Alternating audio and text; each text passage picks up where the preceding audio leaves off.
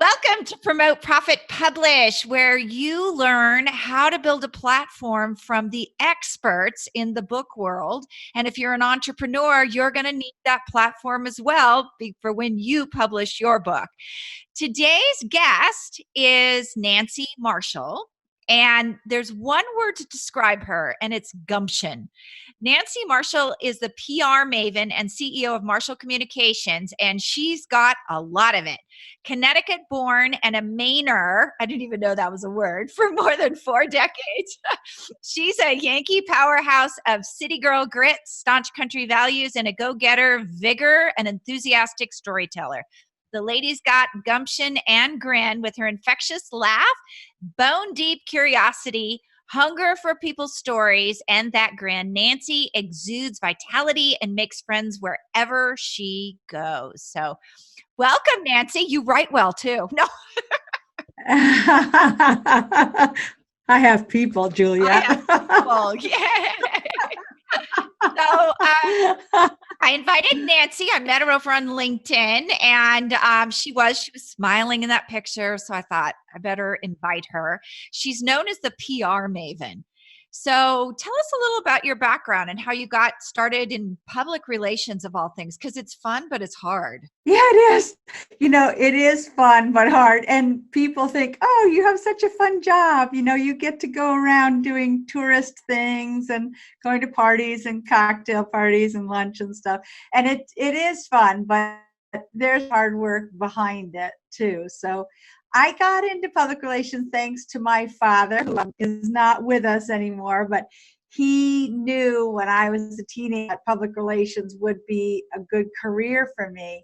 And at the time, when I was a teenager, I loved the whole idea of conferences and events. And I wanted to be that person who walked around with a clipboard and, checked things off and was telling people what to do. So I think what I was thinking of then was a meeting planner, although I didn't really know what to call it. But my father encouraged me to think bigger in terms of PR, and he worked for the Westinghouse Electric Corporation. So when I was just 17, he arranged for me to job shadow in Pittsburgh, Pennsylvania, with the corporate headquarters of Westinghouse. And that's when I saw PR in action, and I decided that that's what I wanted to do. So I came from the advertising world at Chiat, and I will say the parties and the events are fun at first, but when you have to do it every night, it gets a little old, right? Oh, yeah. I mean, yeah, after doing it for as long as I have, like, if I can just go home and put my bathrobe on now, it seems like a big thrill. No, I'm embarrassed to say that. Yeah, I get it. I was going back and forth between Los Angeles and New York, and, a lot of studio stuff, and a lot of late nights. In fact, the creatives wouldn't show up till like 10, 11 o'clock because they would stay out pretty much all night partying. So, but not me. I had to come in early. Those damn creatives. That's where they get their creative juice, I guess. I know, right? So you've written a book called PR Works. Tell us about your book and what will people find out when they read it? Well, I tried to make the book both instructive and personal. So I included a lot of how-to chapters in the book, starting with very basic how to organize a press conference and how to attract the attention of the media, how to develop a pitching angle, how to pitch the media. And then I talk about social media as well. But in the back of the book, I have appendices that include templates for creating everything from a press release to a media advisory to how to write an opinion piece. So the back of the book has examples and templates for how to do a lot of the kinds of things that we do on a daily basis in a PR business. So whether you're do PR as part of an agency or you own your own business and can't afford to hire an agency, hopefully this book will. But with each chapter, I also included a little vignette, little story, and a lot of them are humorous about my career in PR, which has spanned over 30 years, we'll say. And in that time, there's been a lot of humorous incidents, like the time that I chartered an airplane and flew all the weathermen from Boston up to Maine. So I had 4 meteorologists from all the network stations in Boston in this tiny little plane to go skiing for a day in Maine. And it went great. And then when I brought them back to the airport and I put them all back in the tiny little plane with their lunch bags, the plane took off and it looked like it was heading straight into the side of the mountain. And I thought, oh my God, I'm going to kill all the meteorologists from Boston. And that will not be good for PR. No, but luckily that not good PR. No, but luckily that is the flight path. I didn't realize it, but when a plane takes off near Sugarloaf, it goes towards the mountain, then it veers left just before it hits the mountain range. So everything worked out great. We got a lot of publicity. Like the weathermen went back on the air that night, on the 6 o'clock news, and they all said, "Hey, I just got back from Sugarloaf, and it was so awesome, and the conditions are great." So trying to engage the media like that has been my life's work, really, getting them to have first person accounts of experiences in my state. So this is really important, you guys, because there are a lot of people who do this wrong. So tell us a little bit about some of the mistakes that people can make when trying to engage the press. Okay. Well, the first thing is to assume is the same as advertising. So to call editor and say, "I've got a really great company. We've got the #1 product in our market and we're amazing. And you'd have to do a story about us because obviously we are the most amazing product in the whole country." And the editor is thinking, well, if you're so amazing, then buy an ad and pay for advertising.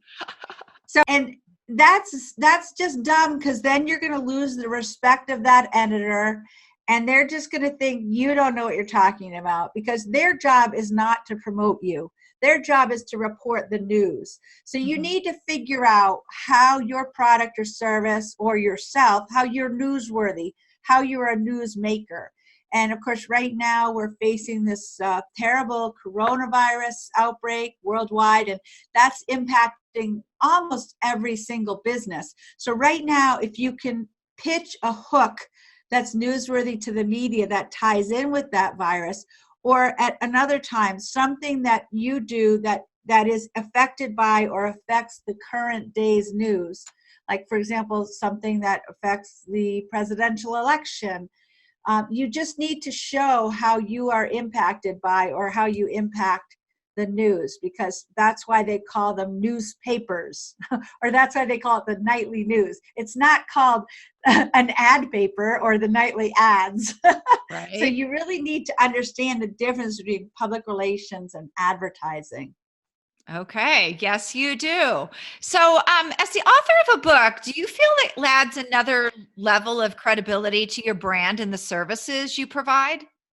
Totally. I mean, in so many ways. I mean, first of all, when the book first came out, you do a book tour, which allows you to go around and meet with a lot of people face to face. And if you're the person standing in front of the room with the book, all of a sudden you are considered an expert. So to be positioned as an expert or an authority in a topic makes you that much more valuable. It's kind of like the difference between the coffee that you buy at the convenience store that's also a gas station, or the coffee that you get at Starbucks, right? I mean, you'll pay 90 cents at the Cumberland Farms or the, Quickie Gas Mart, but you'll pay $5 for that same cup of coffee with the Starbucks cup. So that is the difference between someone who has not written a book, who says they're a PR person, then they're kind of like a commodity, or the person who has a book and an established brand,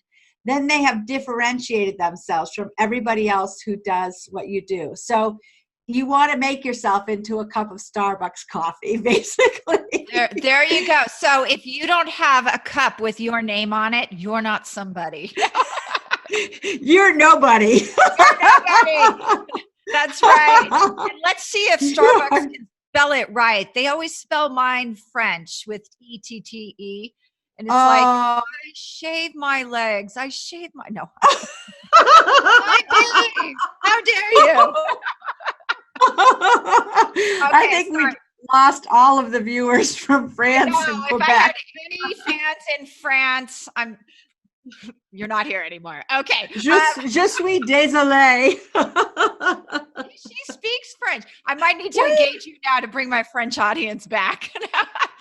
For the people who aren't familiar with personal branding, can you explain that a little bit? Because I don't think that a lot of people who write books understand that there's a lot of personal branding that goes behind it. You just don't produce a book and put it on the market. There's a whole bunch more that goes along with that. Well, in this day and age when Google is so powerful, anybody who is going to meet you or has just met you is going to Google your name. So for one thing, personal branding means that you will have a lot of content about you on Google, both your own website and then hopefully media coverage from magazines, newspapers, TV stations, radio shows, etc. So it's really important in order to build a personal brand to have a lot of coverage on various websites and eventually even Wikipedia. Now, for Wikipedia to consider you, you actually have to be considered an expert in your field. So it's just like what I was saying before, that if you're a plumber or an electrician or a PR person, ad executive, you need to differentiate yourself from all the other people who do what you do. And that's why you build a personal brand and essentially tell your story. So, and you also want to give the words to others so that when they're referring you, they can say, you can believe this, Juliet. She is the most amazing person. She helps people become experts in their field. And so by giving them the words to say, you provide brand ambassadors or people who can refer you to others. So personal branding is all about making yourself memorable, making yourself differentiated from others. And if you have a common name like Joe Smith or Mary Jones or something, you want to be sure you are the version of you that people are looking for. So, if they're Googling you, Mary Smith seamstress or Mary Smith plumber or Mary Smith electrician, that you come up, because God forbid they can't find you. Because a lot of times you might meet somebody at a networking event, then a couple weeks later, somebody might need what you do, but they can't really remember. Right. They might not remember your name, or they might not remember what you do, where you're from. So Google is it has changed us so much. You have to be Googleable in this day and age. And I don't even know if that's a word, but Googleable.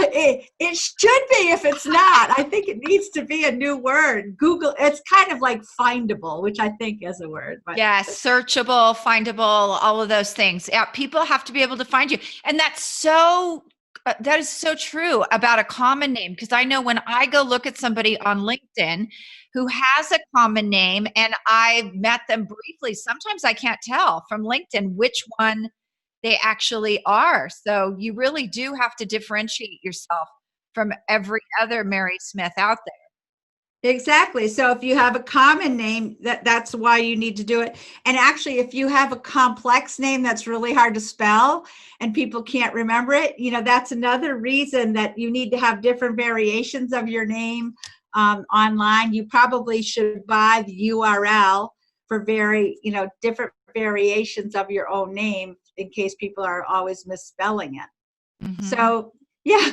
I just thought of another word, Googleability. You need to improve your Googleability. It's essentially make yourself findable. There we go. This is something that when I started my career, I don't know about you, but when I started my career, we didn't think about these things. I mean, in those days, not to date ourselves, but people were looking us up in the telephone book. Yeah.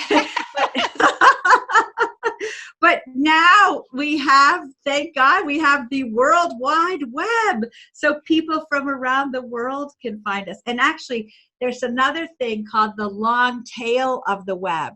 And you can become an expert in a very narrow niche by, getting a lot of content about your niche specialty. So, for example, if you are a PR person who specializes in travel for disabled people or people in wheelchairs, for example, that would be a niche specialty you could write about and put a lot of content online, again, to make yourself findable by people around the world.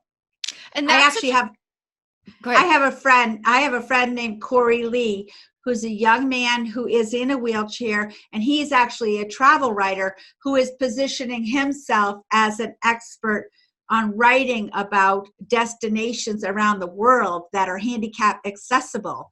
And if you Google Corey, C-O-R-Y, Lee, L-E-E, you'll find all this travel writing. He's done the most amazing things. Like he's fearless.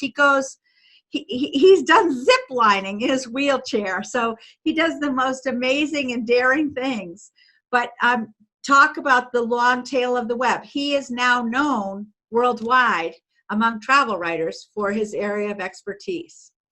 That is so interesting. It's, you guys, when you find a niche, I mean, it's amazing, like a really solid niche. A couple weeks ago, I'm part of a group called the Dames, and we had an accountant on that was multiple seven figures, and she served pastors and churches.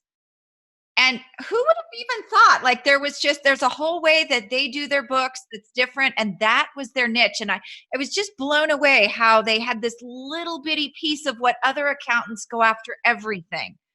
But they did this little bitty piece, and they did it really, really well. So if you can find something. Well, first of all, I want to join the Dames. I'd like to be a member of that because it sounds fun. It is fun. And second of all, you know the term, the riches are in the niches. Have you heard that? The riches are in the niches. I've heard a variation of that too, but we can't say it on air. Oh. Is it something like Dames, but it rhymes with niches and riches? Something like that. But yes, actually listen to the episode with Megan Conter. She runs it, and you'd probably be a great candidate for it. I'll introduce you guys. So see, we have a new member already. I'm such a great recruiter.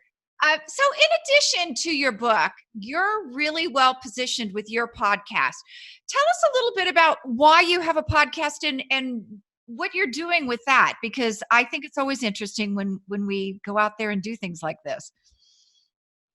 Well, I started the PR Maven podcast about a year and a half ago because I learned all about content marketing, which again is sort of a new blurry area between PR and advertising. And that's the whole art and science of creating content, whether it's videos or podcasts or stories or even social media that is attractive to your targeted audience. So basically, did you know that soap operas were started in the 1940s and 50s by soap companies like Procter and Gamble in order to get an engaged audience of people that were interested in the stories that they were telling?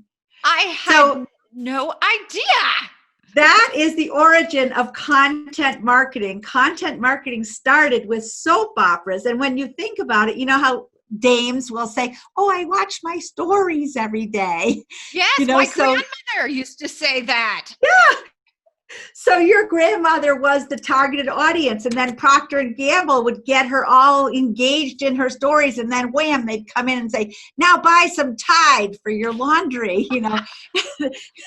And that was the whole premise of soap operas. So if each of us thinks about somebody that needs to create our own soap opera and our own audience to tell our own unique and engaging story, basically that's our job as a marketer in this day and age. And actually not just marketers. I think everybody needs to think about how they're going to engage their audience and get people to be loyal to them. So I started my podcast as a way to build up my loyal following, and it's working. I mean, it's just so great because I can talk to interesting people and have really good conversations. Like if you and I just met at a conference or something, we probably wouldn't have this deep of a conversation together and Mhm. ask all these questions. And so a podcast gives you a perfect opportunity to really be curious about somebody and learn about them.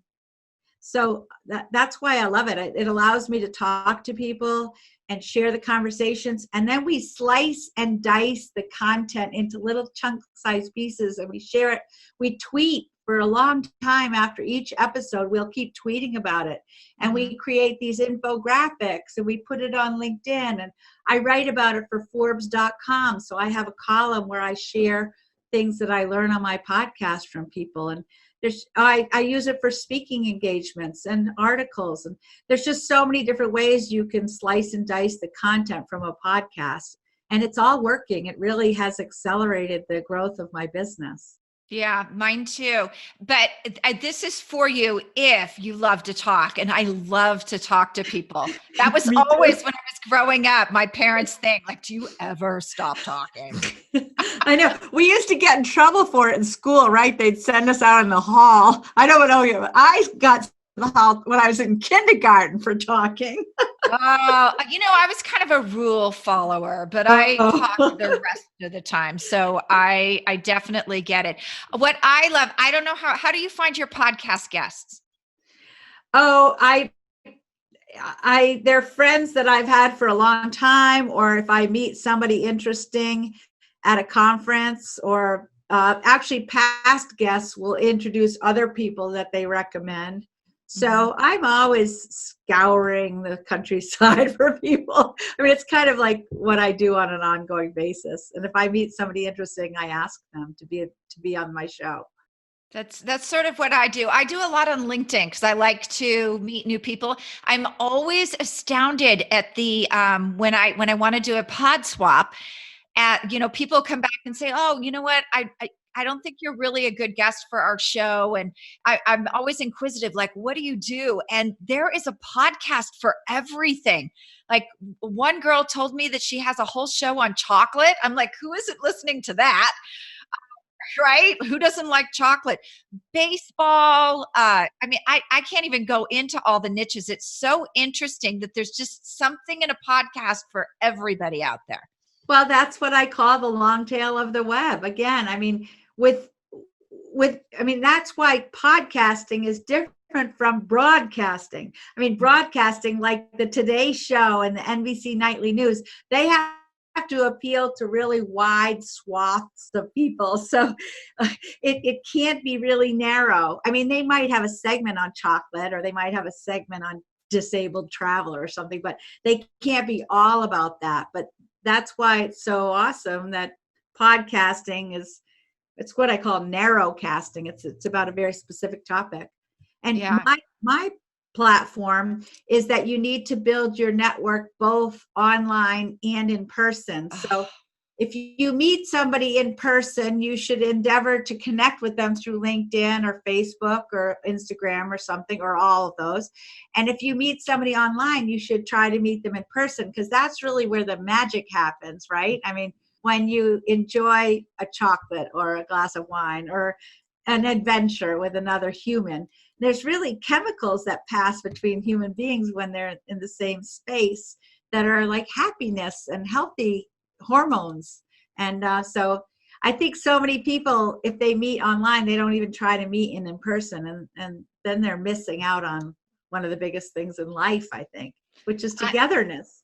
I would agree with that, and that's one of my big kind of pet peeves about the online world is a click is not a relationship. And I think as a society we're beginning to realize that more and more, because I think a lot of people are missing that human interaction. And I have to tell you, I had this experience, and thank God I did.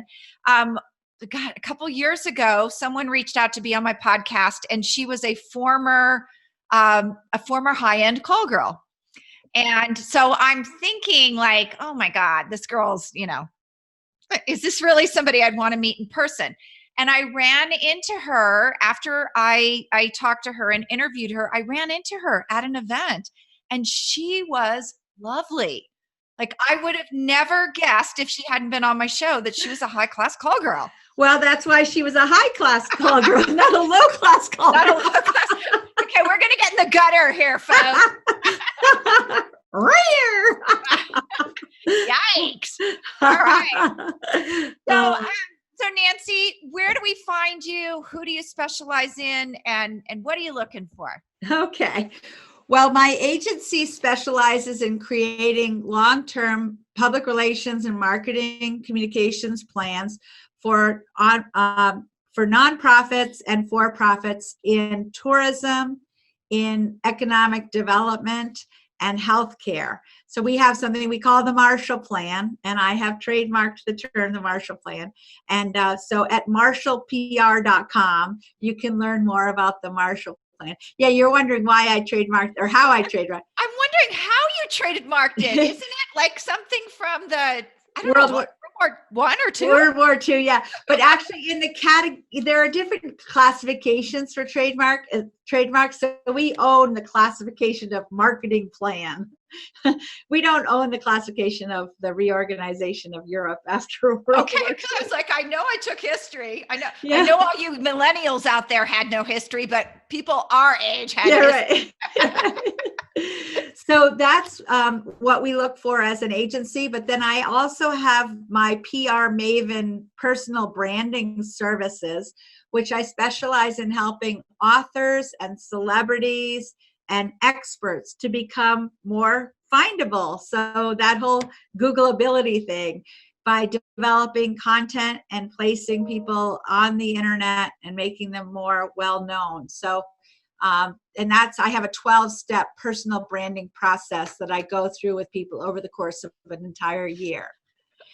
And so that would be also at Marshall PR or at prmaven.com. Very cool. So it's a 12-step program. Are you addicted to marketing? Yeah, right, exactly. I know. That's so funny. I hadn't thought of that. Well, now you did. So if you're addicted to marketing, reach out to Nancy Marshall. Yeah, reach out to Nancy, who is addicted to it. Hi, I'm Juliet, and I'm a marketing-aholic. Yeah, I can't stop thinking about it. It is kind of true. It's a problem. Well, thank you, Nancy. It's been very enjoyable. Thank you, Juliet. I enjoyed it too. And I look forward to having you on the PR Maven podcast. Oh, I can't wait. All right, good.